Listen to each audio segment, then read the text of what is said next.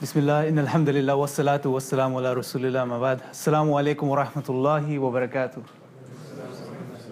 What I've basically said for our non-Muslim guests amongst us is, may the peace and blessings of Allah, God, be upon you all. And first and foremost, I'd like to start by saying, time is one of the most precious things we have as human beings, right? And the very fact that you guys are here and you've taken a couple of precious moments out tonight to be here, to sit through this, shows a lot, and shows that this question, the question about God and God's existence, is something that's important to you and important to all of us. And it should be, for the Muslims and non-Muslims, right? Because as Muslims, what we need to do is we need to communicate the reality, which is Allah subhanahu wa ta'ala, God, to our non-Muslim friends in humanity, our brothers and sisters in humanity. And for non-Muslims, it's an important question, because what we all realize as human beings is that at some point in our lives, we tend to ask these very important questions about purpose, about meaning, right? Who am I? Where have I come from? Where am I going? And the likes. So I thank you guys for being here today, and hopefully we'll have a very engaging discussion and a more engaging Q&A. I'm not going to take too long. I'm not going to take an hour. I'll probably take about 30 minutes to 40 minutes, and then leave more time for Q&A, inshallah. I think that would be much more beneficial, inshallah. So what I want to do today, and before I start, what I want to do is I want to, if you like, have a small paradigm shift, especially for the Muslims, because generally when we think about the existence of God, the existence of Allah subhanahu wa ta'ala, what we do is we straight away jump to argumentation, right? We straight away think about proof. We straight away think about evidence, right? What evidence do we have for the existence of God? What proofs do we have? What can I share with my non-Muslim friends, right? Maybe a good deductive argument, maybe some sort of empirical evidence, so on and so forth. But what I want to do is I want to create a small paradigm shift today. And what I want to suggest is that to believe in God, the belief in God, if you like, is self-evidently true. God, from the Islamic perspective, we believe is an axiomatic belief. It's a foundational belief. It's a belief that doesn't require any evidence, right? And you're probably thinking I'm going crazy, right? He's in Queen Mary University, there may be atheists in the crowd, and he's saying we don't need evidence or proof for the existence of God. But we don't. That's the reality. And I'm going to cover this from many different angles. But firstly, what I want us to realize is that in reality, in life, what we have done as human beings, as a civilization, is we've come to some beliefs, which we call, from the perspective of Western philosophy, basic beliefs, right? Axiomatic beliefs.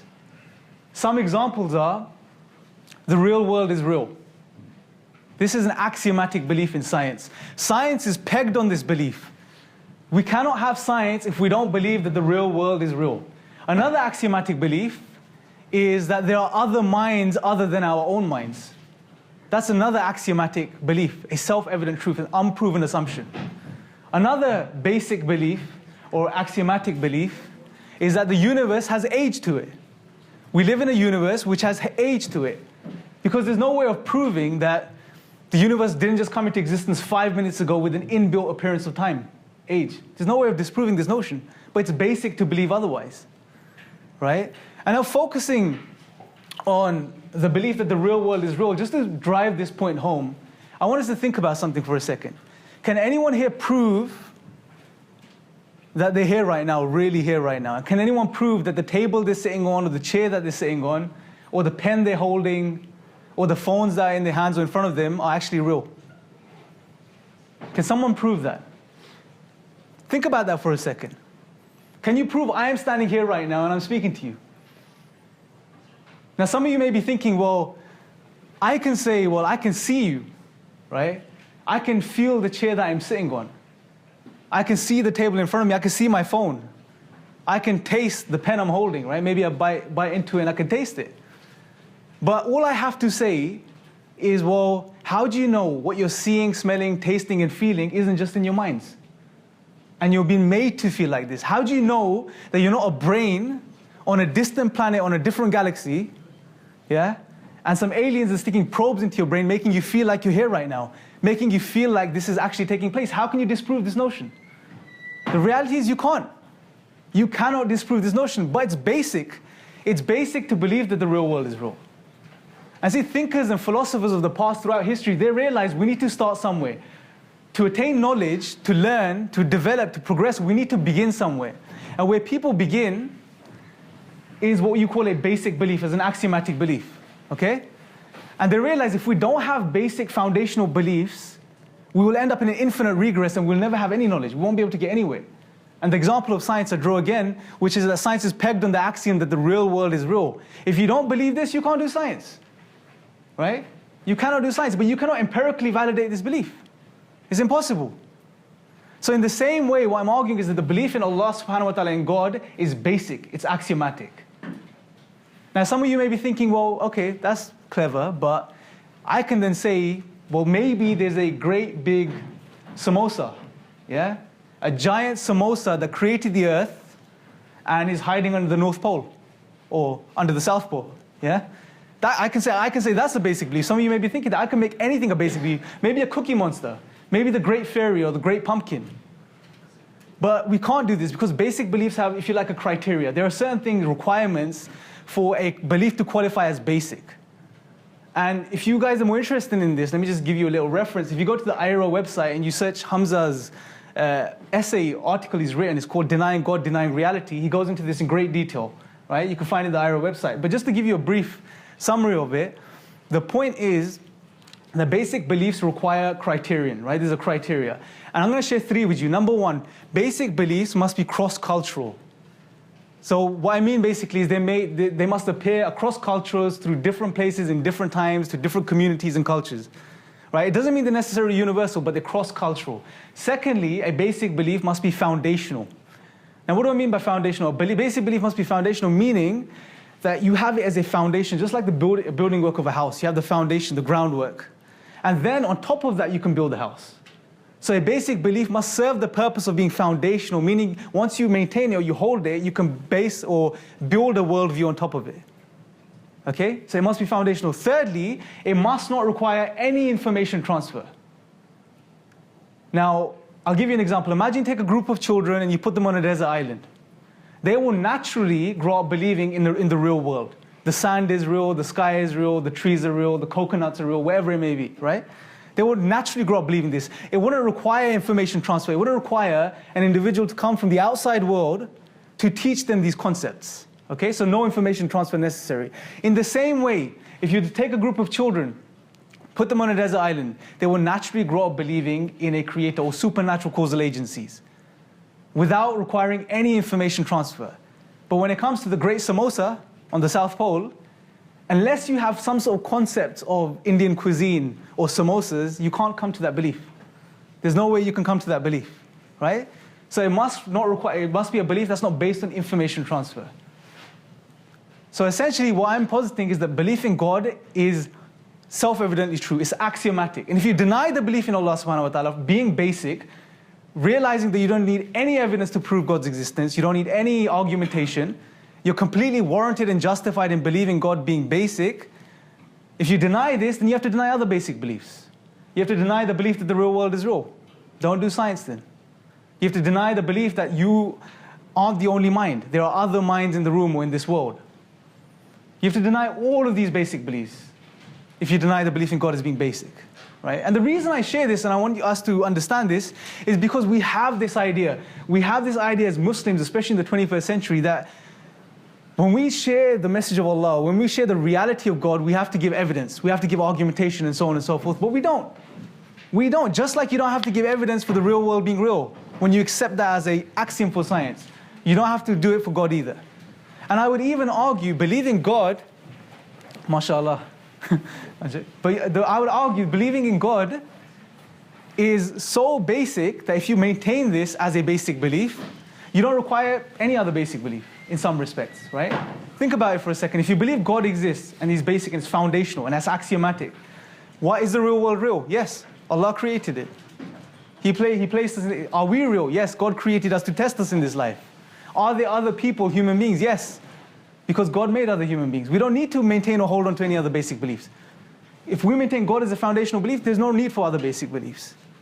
And beautiful thing is that from the Islamic tradition in Islam, we know that the Prophet ﷺ said over 1400 years ago that, and I'm paraphrasing, he said every child's born on the fitrah, right? This innate disposition that Allah has created every human being on. It's mentioned in the Quran too. Allah has created us on this fitrah. And this fitrah, if you like, is this disposition to recognize God, to turn towards Him. This need to worship. right? And this is something interesting because we see the need to worship even amongst atheist communities. We see in certain atheist communities, certain figureheads in public being sanctified, statues being made, then being idolized. It's human nature. And recently, there's some research as well which is coming forward by the likes of Justin L. Barrett, who studied children, and Olivera Petrovich, where they've shown that children naturally develop the belief in God. It's innate. He calls it natural religion.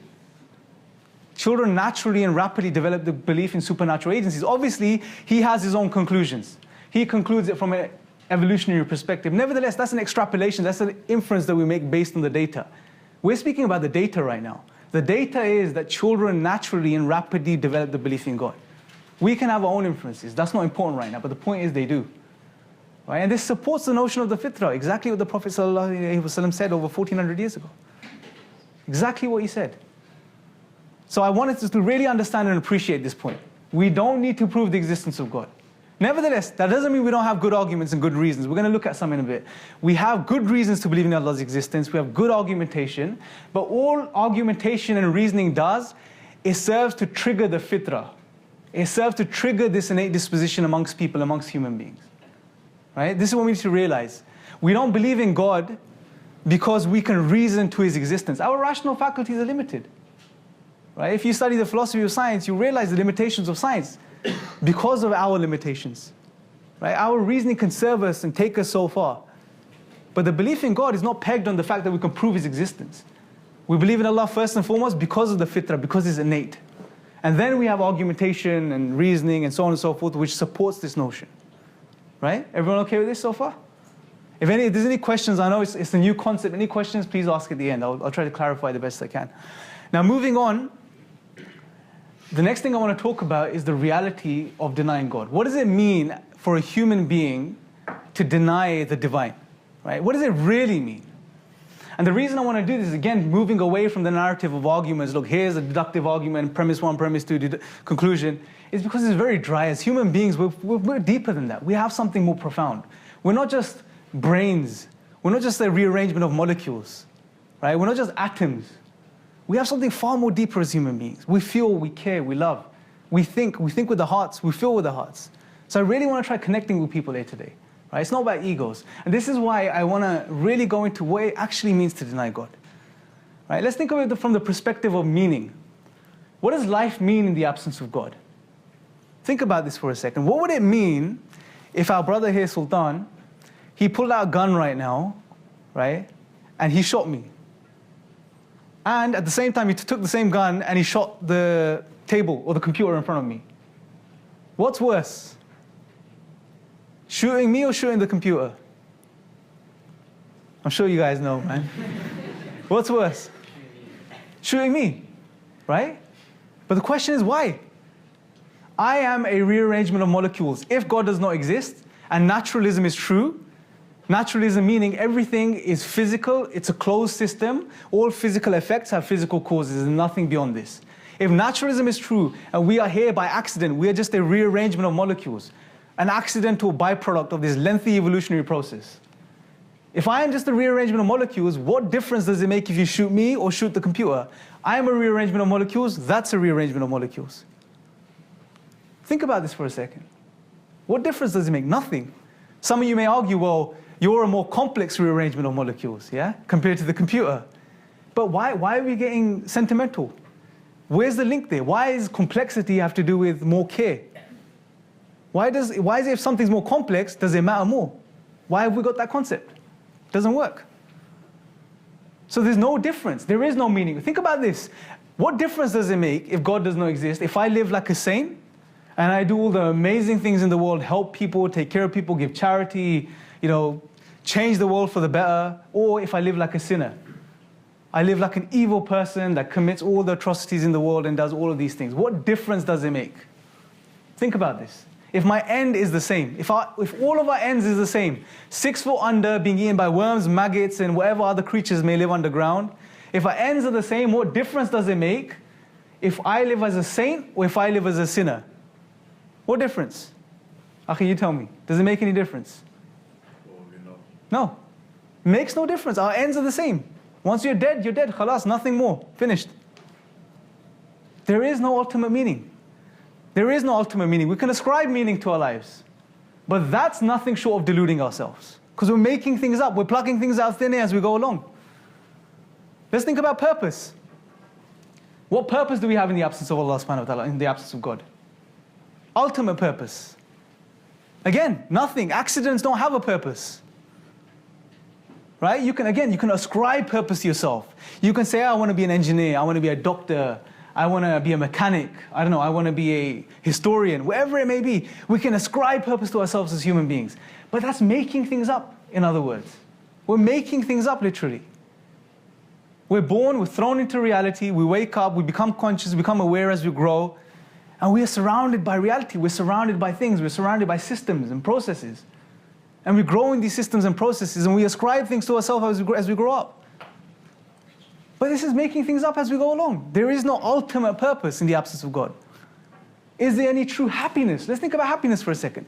Happiness is something as human beings we all want to attain, right? If you play the why game, right? If you ask someone, what do you want to be? I want to be a doctor. Why? Because I want to help people. Why? Because I feel good. Why do you feel good? Because it makes me happy. It all comes down to happiness. As human beings, we're searching for happiness. We're searching for contentment. But in the absence of God, can we truly be happy? Let me give you an analogy. Imagine you fall asleep right now. For some reason, during lunchtime, you were drugged, and your lunch was drugged, and you came to this auditorium now, and just next 5-10 minutes, you fall asleep. And the next thing you realize, you wake up and you're on a plane. And you're sitting on a chair. Think about the first reactions you're going to have. Think about what you're going to be feeling when you first wake up on this plane. Think about those. Let those feelings develop for a second. You've just woken up on a plane. You were in a classroom, and then suddenly you've woken up on a plane. How does it feel? Think about the feelings. But then, suddenly, you realize you're sitting in the most comfortable chair you've ever sat in. Right? You can smell the most beautiful fragrances and smells. You're presented with an amazing 5-star luxury meal. Right? And you're enjoying these things. You start to enjoy these things temporarily. But ask yourselves the question, would you truly be happy not knowing how you got on the plane, where the plane's going, or when it's going to stop, when it's going to land? Can you truly be happy? Even though you've got these temporary distractions, can you truly be happy? The answer is no. You may be distracted temporarily, but you can never truly be happy in the true sense. And this is our state as human beings. This analogy applies. Because as human beings, as an American writer once said, we're thrown into reality. And we become aware as we grow up. And we're taken by these systems and processes. But we realize as human beings, somewhere down the line, that we have questions. We have questions. We think, who am I? Where have I come from? Where am I going? For some, it's easy. Brush it under the carpet. I did this myself for a very long time. Just brush it under the carpet. But for others, it lingers on. It eats away at you on the inside. On the outside, you're temporarily enjoying life, you're hanging around with friends, you're studying, you're working, you have family commitments, and so on and so forth. But in the inside, it's eating away at you slowly, bit by bit. And it's fascinating. Why? If we are, again, the result of naturalism, blind random physical processes, and you may say guided by evolution and natural selection at some point down the line, why is it when this process is concerned with survival and reproduction, has it led us to have thoughts or questions which can be detrimental, and they are detrimental? We know such questioning about purpose and existence has led many people to commit suicide. It leads many people to depression. Why? Why would this process result in something like this? It doesn't make sense. It really does not make sense. And this is why we go on a search, we start looking for answers. And this is why in the Quran, Allah subhanahu wa ta'ala, He tells us clearly that this life is a test. We'll continue to compete in worldly gains, and this world continues to distract us until we enter our graves. Until we enter our graves, and that's when we wake up. But why wake up then? Why not wake up earlier? Realize you're a human being. Realize you feel. You're more than just a biological machine. Realize these things and realize you have these questions, and there's nothing wrong with this. It's cross-cultural. People have these questions. Every single human being asks these questions at some point. And realize we need answers, and look for the answers sincerely. And the reality is, many may say, if you're a staunch naturalist, you may say, well, there's no minds, there's no consciousness, just the brain. I'm a biological machine, a robot. Yeah, but apply that when you go home to your family. Apply that when you see your kids the next time. Apply that when you see your mother. Apply that when you have a new baby. Even the most staunchest of naturalists, I would argue, when they're in these situations, they feel, they think, they reflect, they feel from the heart. They connect with people and human beings. They feel love. It's not just a chemical reaction at that point. It's more than that. And it's something to think about, food for thought. Something to really think about. And this is why Allah subhanahu wa ta'ala in the Quran continuously tells us, don't let this worldly life distract you. Wake up. Wake up, people. Wake up before it's too late. Wake up before it's too late.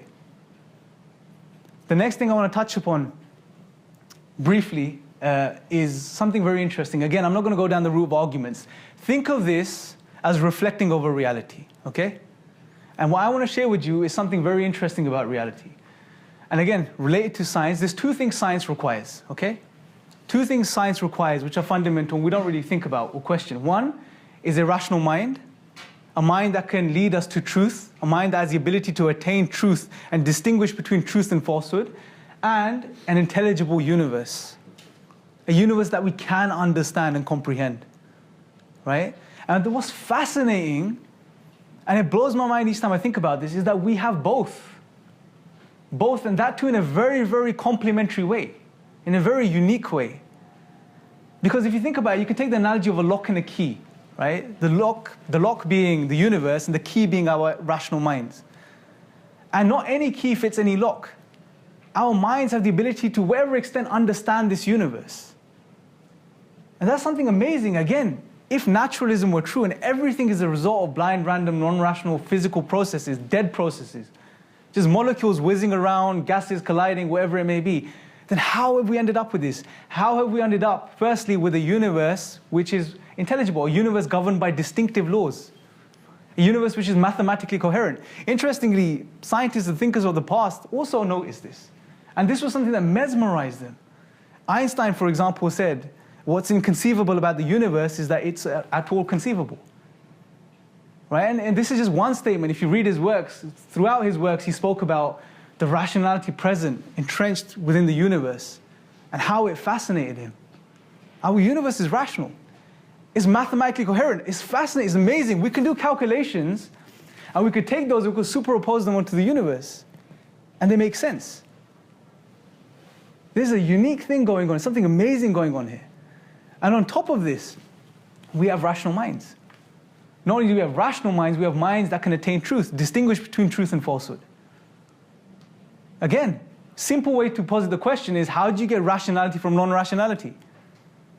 If everything is a result of blind, random, non-rational, physical, dead processes, then how have these blind, random, non-rational, physical, dead processes resulted in rational minds, in ordered minds, in minds that can attain truth? Now, some may argue, well, we have this whole process of evolution and natural selection, and a rational mind that could, mind that can attain truth can lead us or help us better survive, but it doesn't really add up, because survival is concerned with survival value. Evolution is concerned with survival value, not truth value, right? And it's very easy to show that true beliefs as well as false beliefs both can adequately result in survival. To which degree is irrelevant. As long as they can, they can. It doesn't add up.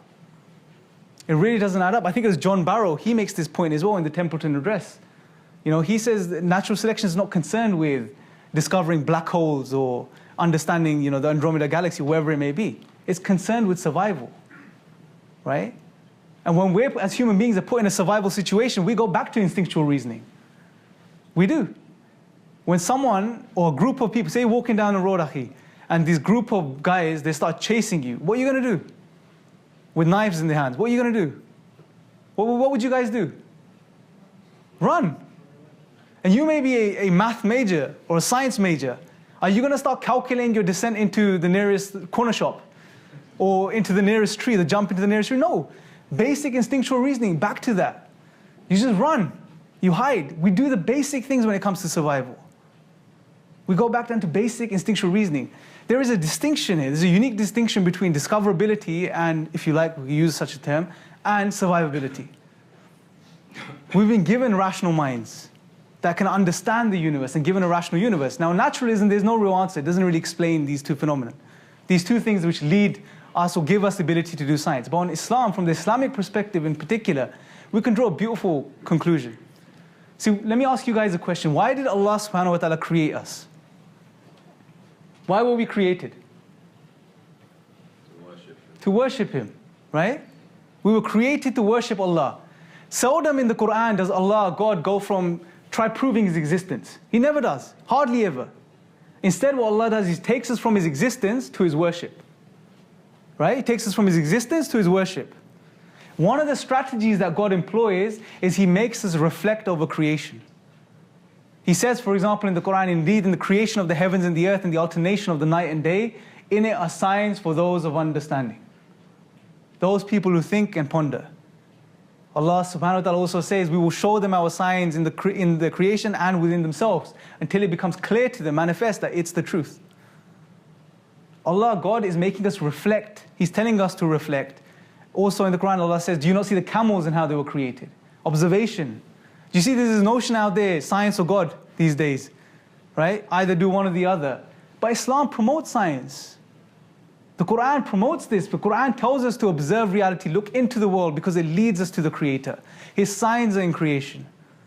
So we can argue, we can show that Allah, God gave us a rational mind. And He continuously prompts us to reason. Do you not reason? Do you not think? Do you not ponder? Do you not reflect?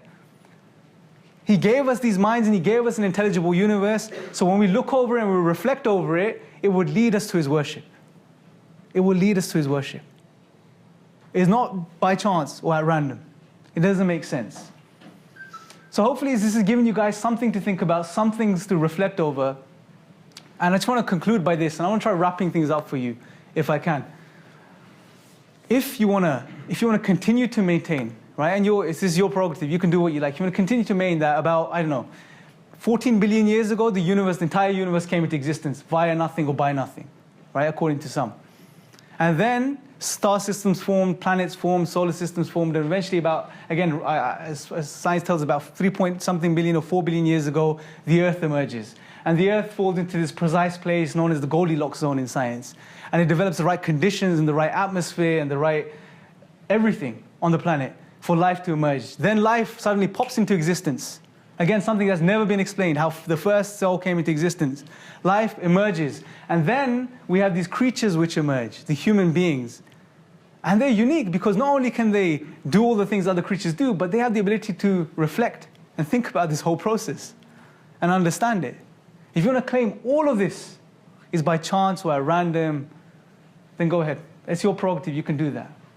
But I really think as human beings, we know more than this. And we know there's something else going on. And if we employ the same basic reasoning that we use in our day-to-day lives, from when we wake up in the morning and go to work and do whatever else we do, the same reasoning which serves us well throughout our day-to-day lives, we will come to the conclusion that there must be a designer. There must be a greater intelligence behind everything. There's no denying it. There's no doubt about it. So hopefully this has been beneficial for you guys. I thank you all for listening and being patient. I'll conclude here. Subhanakallahumma wa bihamdika ashhadu an la ilaha illa anta astaghfiruka wa atubu ilaik. We can open up for, Q&A now, inshallah. Jazakallah khair, brothers and sisters. Brother, there are many people who come to the deistic belief in God, Yes. but they don't come to a theistic belief because they have moral reasons for it. And they'll say things like, well, your religion promotes this kind of hard punishment for these kind of people who can't help it, for example, homosexuals and things like that. And they say that, well, okay, we'll believe in a deist God, we'll get to that, but we don't believe that we'll believe in a personal theist God. So what's the appropriate response? Well, it's an emotional problem, firstly. We need to realize this. What you've just said is an emotional issue. I don't like the concept of something, or I don't understand it, or according to my disposition, it doesn't make sense. Therefore, I'm going to reject it. That's not good terms to reject something on, the truth on. That's an emotional reason, right? And we need to realize this. Many of the times, it's an emotional thing. And sometimes it's just due to the lack of understanding of a particular tradition or the way things are in a particular tradition, right? Secondly, I would say that from that perspective, if you argue or they want to maintain a deistic God, it doesn't make sense for several reasons, right? For example, what we just spoke about now, about an intelligible universe and us being rational, right? Think about this. If a creator gave us these faculties and gave us a rational universe, realizing how insignificant we are, right? How insignificant we are compared to the rest of the universe. We're not even a dot. I think it was Carl Sagan's book, he took the picture of the planet Earth from outside the solar system. We could hardly see it. Taking into consideration how insignificant we are, this creator has given us rationality. And he's given us this huge universe to observe over. This is one of the greatest signs of mercy, right? Greatest acts of mercy, if you like, right? And mercy is not the attribute of a deistic cause. It's the attribute of a personal being, right? There's many ways we can argue this, right? And it just makes sense. Our consciousness, right? We're aware, we're personal beings. So there's many ways we can argue this, but the main point is that it's an emotional issue. And I wouldn't even go this far. I will tackle it at the root. You have an emotional issue here. It's not about you have good reasons to believe in deism instead of theism, but you are rejecting theism solely based on your emotional predisposition. So that's how I would particularly address it. Hopefully that answers. So being a mathematician, we obviously believe in proofs and certain things. So maybe you could tell us the empirical proofs of the existence of God. Okay, firstly, that mindset is wrong. Okay, because when we look into science, you study the philosophy of science, what you realize is science has a scope. I know it's presented these days as something more than it is, right? And it's just injustice to science, right? Because it's almost like if it was a human being, it would be abuse here, literally, because science is a method. It's a beautiful method. It deals with the physical reality, right? I think it's Bertrand Russell who said science is an attempt to discover by means of observation and reasoning based upon it particular facts about the world, right? So what you scientists do is that they use observations, the senses, observe the reality, and then infer from that using their reasoning, right? Using induction. So understanding this, when it comes to God, God is a metaphysical reality beyond the physical, right? As we know in the Quran, Allah subhanahu wa ta'ala tells us, "Laysa kamithlihi shay." God is unlike anything we can imagine, right?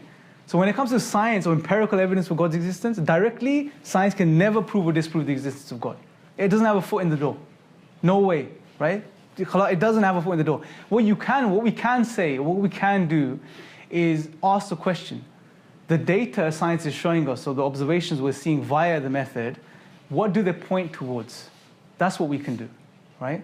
Do they point towards God, atheism, or theism?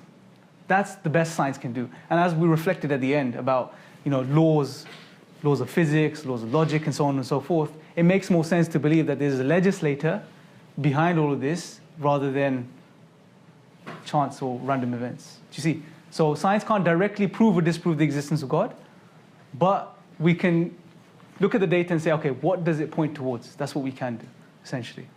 You recommend any books on philosophy of science? There's, I think Mel Thompson, a basic one by Mel Thompson is a very good one to read, which is good. There's a few others by Peter Lipton's done one very good one on inferences to the best explanation, right? About how science concludes things, problem of induction, and all of these things, right? So these are good books to read.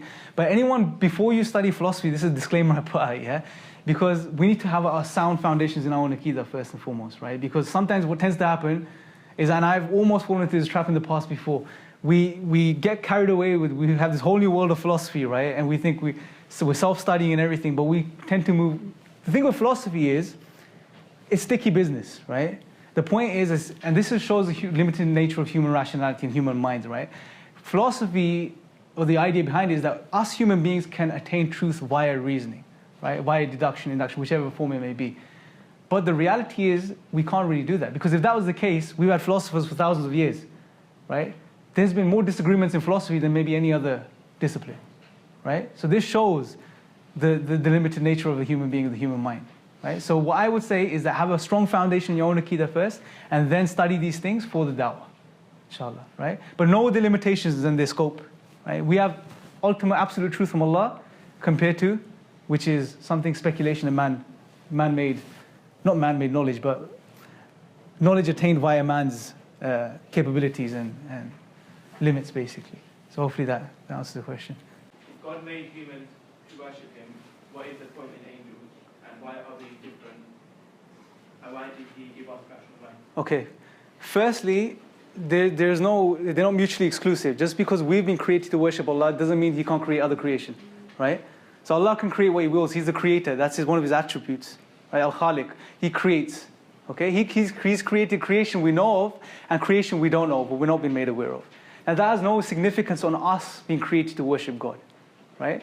As Allah says in the Quran, He created us to worship Him, right? And so there's no conflict. I don't really see the point that's being made there, unless I'm missing something. There is no conflict as far as having other creation which worships God and having us another creation which worships God. If anything, it just shows the majesty of the Creator. The second part of the question, what was it? Why are we different, and why did He give us rational mind? Okay, why are we different? Well, God created us this way, right? Allah subhanahu wa ta'ala created us, and He put us on this earth to test us. Test which of us is best in deeds. We are the only creation which have free will. We have the choice. We have choices to make, right? Now, he gave us rational minds. I believe one of the reasons is, and this is tadabbur, one of the reasons is so we can reflect over reality and which will lead us to God, which will lead us to his worship. Because as human beings, when we see something magnificent, something amazing, right, we're in awe, right? You know when you see a Lamborghini drive down the road, everyone stops and looks at it for a few seconds, right? Even the pious ones, yeah? There's a little glance over, right? And then we correct ourselves. But the point is, we do these things, right? When we see something beautiful, something amazing, we reflect, we ponder, right? We're in awe. We're in awe of it. And this is how we've been wired, right? So if anything, it's a mercy from the Creator that he gave us rational minds. So when we look into the universe, when we do science, when we see, so you know what, the way I like to see is what science does is imagine you have a clock, right? And what science does, it peels away the face. You know where the digits are. It peels away the face, revealing all the gears and things like that inside. Yeah, this is a simple way of looking at it. And when we look at the gears and the way it's made, it should fascinate us even more. It should make us think, you know what? The one who made all of this, including myself, must deserve worship. Right? There's no other way around. It must deserve worship and sanctification. If I am willing to worship and sanctify things which are much more lower, houses, cars, money, a Lamborghini down the road, wherever it may be, then surely the one who made everything deserves more worship than anything else. Deserves the only one to deserve worship. Right? And that's the most rational thing to do at that point.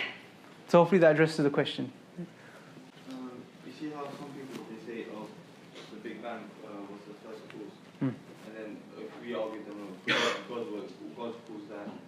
How do you answer when they ask, oh, who created God? Okay. There always has to be a first cause. Okay, that's a good question. The point is, see, this is something I think Richard Dawkins makes mention of as well. Okay, you want to believe in a God, well, who designed the designer, right? There's a problem, there's two ways we can answer this. Firstly, they're assuming that God is created, right? They're assuming God is created. We don't believe in a created God, right? We believe in a creator who's eternal, who's always been there, and he created the universe. Secondly, the second more technical way we can address this, you run into a problem when you say, well, who caused God, right? And Hamza elaborates on this quite well. He says, well, if you ask that question, then you can ask another question, who created that creator? And then you can ask another question, well, who created that creator, which created that creator, which created the universe? And if you do this forever, ad infinitum, you have an infinite regress, right? And if you have an infinite regress, we will never have the universe coming into existence today. The very fact that we're here today shows that there must have been a first cause, right? It necessitates a first cause. And an analogy we can give just to drive the point home, imagine if I want to go home on the bus today, yeah, and I need £1. And I ask Brother Sultan, can I have £1? He says, I'll give you £1 if the brother behind me gives me £1, right? And the brother behind him says, I'll give you £1 if the brother next to me gives me £1. And he says the same, I'll give you £1 if this brother gives me £1. And this went on all the way around the room, outside the wall, across the earth, ad infinitum, forever, right? This asking for £1. Would I ever get on the bus? Would that event ever take place? No. So the event of the universe coming into existence, if there was no first cause, would be an impossibility. It wouldn't happen, it wouldn't take place. Right? But I go with the first one, the easiest one. Why complicate things? We don't believe in a created God. Also, Dawkins has the notion of a creator as having parts, right? He thinks, well, God is much more complex than the universe that he created. Therefore, he requires an explanation. There's two problems there. Firstly, just because something is more complex doesn't mean it requires an explanation. Think about this. Dawkins wrote his book, The God Delusion, right? Now, who made Dawkins, for example? Think about this, right? He's more complex than his book. But he wrote his book. So it's possible, there's no problem there. The second thing is, when you think about explanations, right? If you look at the philosophy of science, one thing is when you posit an explanation, you don't require an explanation for the explanation. Right? This is something very important we need to realize. Because when you start asking for explanations of the explanation, and an explanation for that and that and that, again you run into the problem of infinite regress, and you never have knowledge. Right? You never have an answer. So this is something very important we need to realize. An explanation doesn't require an explanation. If it's the best inference we have, it doesn't necessarily require an explanation. Right? So first, accept God exists, and then you can ask the question, okay, who created God? And then we can answer it adequately. But before, you can't just jump the gun and say, who created God? I'm not going to believe in God, but who created it? It's a problem there. Right? So hopefully that answers the question. Scientists, especially evolutionists, say they have discovered pre-human forms such as Neanderthals, which is evidence that humans have evolved for a 50 years. Okay, good. We've done an hour-and-a-half long show on this, which is going to be up very, very soon, maybe next week or the week after. We've got a guy named Fawaz. He's studied biomedical sciences. He's doing his master's in something else now. And he studied this topic in depth. I can't do justice to it. I'm not going to go into it. But from an evidential perspective, right, we can look at it from two different angles, okay? From an epistemic perspective, and we can look at it from an evidential perspective, right? I'm guessing the question's from an evidential perspective, right? Evidence-based question. Okay, nevertheless, I'll address both ways, yeah? Firstly, as far as evidence is concerned, what he shows in the show is some amazing things. He shows basically the fossil records that we have, or the transitional records that they claim to have. There's only fragments of those, right? There's a Millennium Man and there's a few others. Lucia, I don't remember which the other one was. But in some aspects, they've got fragments of the hip bone, just dust, right? And there's other bits and pieces or parts of the body that they have. I think the most complete fossil they have is probably, I think, 40% or something like that. Again, he goes over in the show. But the point he makes is, going by the evidence that's there, this is an extrapolation or an inference that's been made, which can be made, but the point is there's many other inferences that could be made from the same set of data. Right? This is called a problem of underdetermination in the philosophy of science. It's a very, very interesting problem. The problem is you can have a set of data, right? And based on the same data, it allows for many different conclusions. Now, how a conclusion is reached, the principles used to reach an explanation from a set of data, this middle space. You have explanation on this side, you have evidence, data on this side, this middle gap, that jump that's made, there's certain hidden principles which no one really knows of, right? And there's many factors that go into it, predisposition of the scientist, prior knowledge that a scientist may have, so on and so forth, right? So there's a lot. Evidentially, and I'm going to put this on record because this has been done in the video, it's going to come out officially. Evidentially, you can infer many things from the data that they have as far as human evolution is concerned, right? As Muslims, we don't have a problem with other life forms evolving because the Quran doesn't say anything on it, right? So it's possible, as science tells us, other life forms evolved, right? But the problem here, I think, arises when we start to think that science is the way to truth, right? Or is the only way to, or the absolute way to truth that can give us facts. Because I know Dawkins has come forth and made the statement many times that we have, evolution is a fact, right? If you don't believe in it, you're whatever, yeah? But the reality is science doesn't deal with absolute facts. It deals with degrees of certainty, okay, due to its nature, due to induction and so on. It can give you 99.9% truth, but it can never give you 100% truth, right? So from the epistemic point, the second point I was going to make, then if science can't give you 100% truth and we have something that's absolute from Allah, which we can deductively prove and show it's a miracle due to its linguistic and literary features, then what do you take? Do you take what God says or the method that human beings use to come to conclusions? Because remember, science has made many U-turns in the past as well. At points in history, scientists believed something was so. It was this way, absolutely this way. This was a fact. Later on, there's an entire complete U-turn made. And then they change their minds. This is the nature of science. It's evolving, it's changing. Science evolves, right? No pun intended, but it evolves, it changes over time. Right? And this is the reality and nature of science. So it's not a problem. I personally look at it in a very simple way. If science is saying X, and the Quran says Y, and they're conflicting with each other, then we do an epistemic weigh-in. We know the Quran is from God. Science is a method human beings use. So we take what the Quran says over science. Because you know why? There's a point in time, I think, where scientists believed that the sun was stationary, right? A couple of hundred years ago. The sun was stationary. This was a view that was held. And this was a fact in science at the time, a scientific fact, right? Again, quotation marks, a scientific fact.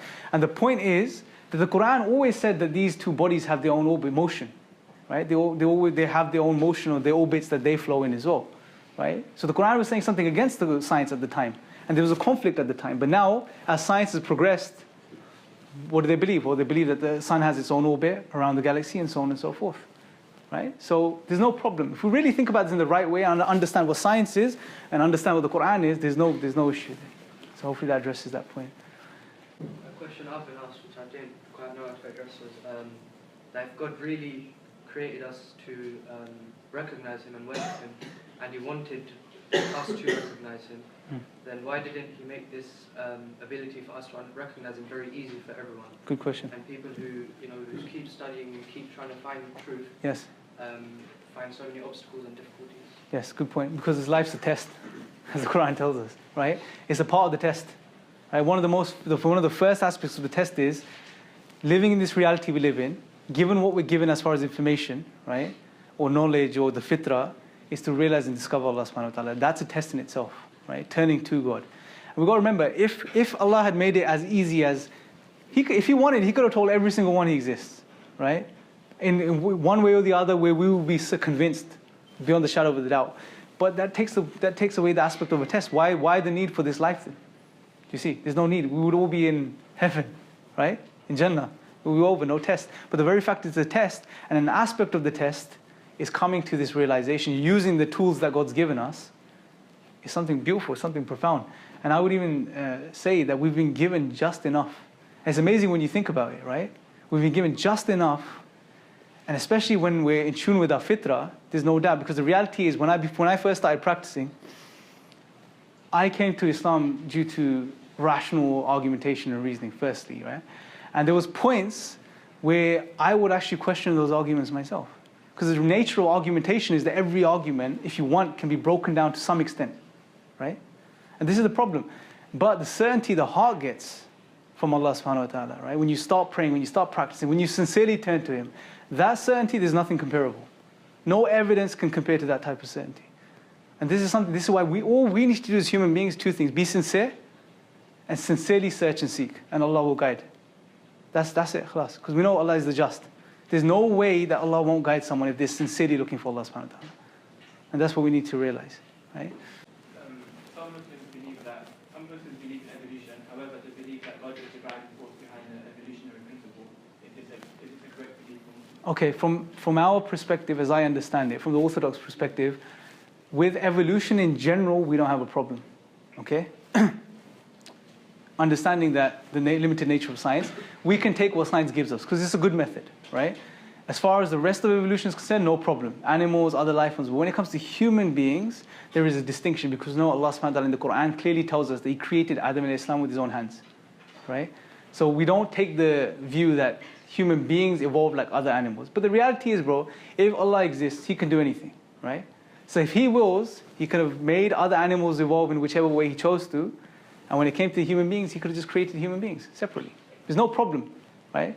Internally, there's no contradiction, because once you know the nature of God and He creates and He could do this, no problem, right? The problem is see, and this is the thing. It's a whole other lecture, right? We'll probably do this at some other time, right? Regarding science, scientists make inferences based on the data, right? And then many factors go into these inferences. And the thing is, because they've observed other life forms, and they may have more fossil records for other life forms evolving from other life forms, right? And what they do is then when they induce that, okay, therefore humans evolved in the same way, right, as other life forms. And from a naturalistic, scientific perspective, they're justified in doing this, right? They are justified in doing this. But we have knowledge which comes from the Quran, which tells us this is not the case, and we can accept that. And there's no real problem, like again, emphasizing the point, when we understand the nature of science, and they can't give us absolute fact, there's no issue there. So hopefully that addresses that point. Going back to your comments about the difference between living life as a saint or a sinner, are you implying that the reason why people do good deeds is only for a reward from God? If so, what would you say to people who question the sincerity of those good deeds? Atheists often argue that people who do good deeds for the sake of God are insincere. They claim that committing a good act should be a free choice of the individual that is not influenced by the possibility of a bigger reward. Okay, good. The question I'm asking is, why would you do, or what incentives do you have, or why would you do good, what reasons do you do good in the absence of God? What incentive do you have? What difference does it make, whether you do good or bad? That's the question we're asking, right? I'm not saying atheists don't do good things. Trust me, there are many atheists that do some amazing things, right? Many atheists are amazing human beings, okay? I know a few myself personally. They're amazing people.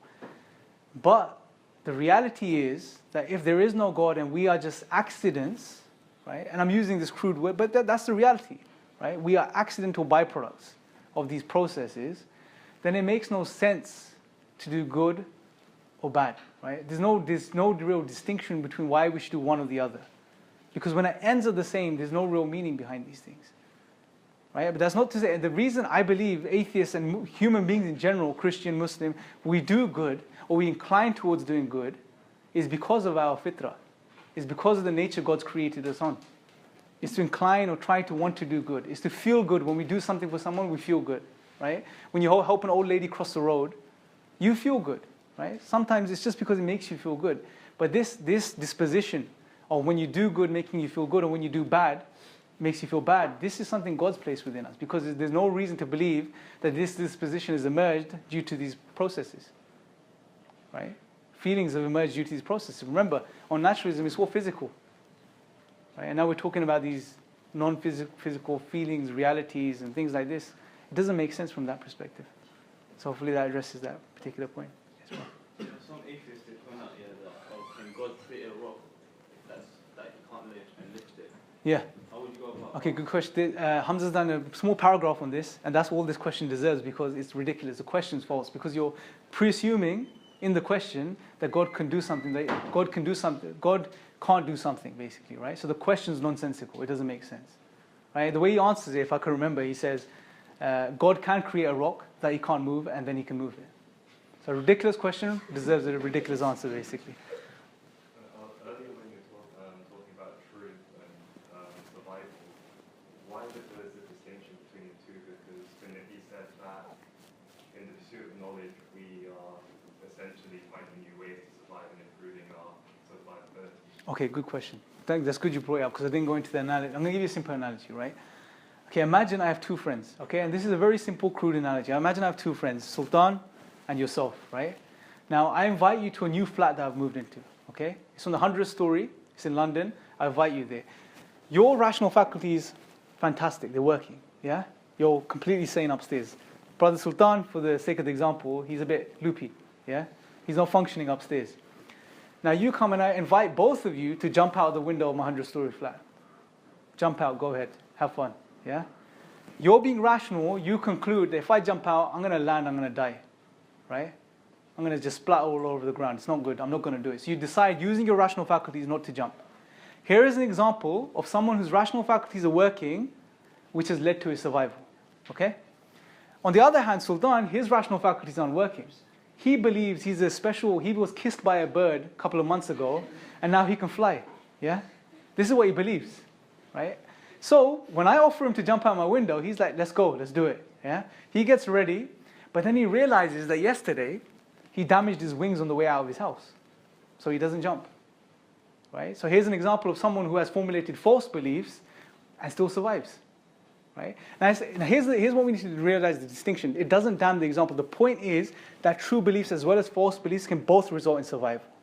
We're not talking about the level of which is more effective. As long as they can, then there's no need for the faculties which lead us to truth to develop. That's what we need to realize, right? So hopefully that addresses that particular point.